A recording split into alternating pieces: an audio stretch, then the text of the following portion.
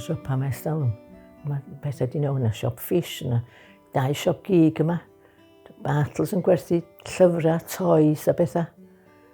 Bobl bach yna. A Humongous yma.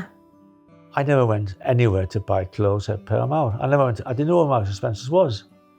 I never went to Marks & Spencer's for clothes, which I did later. With Johnny Owens at shops, dressed as Gents Outfitters. All my clothes were from there. My shoes came from Morton's. My mother used to work for Morton's across the road there. So shoes, clothes, underwear. O bob peth yma genna ni. Siop gwerthu pysgod, bob math o siopa. O na 3 chemist yma. Mae'n edrych yn feddwl lle mae'n gyd wedi mynd o'n.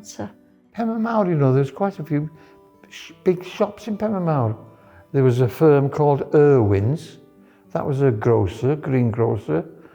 And there was Star, where I worked. Sold everything, groceries. They're all established here to catch this very important, not only quarry trade, but during the summer there was a very rich trade from tourists. I can remember, actually, when Mark was a baby. My son's 61 now.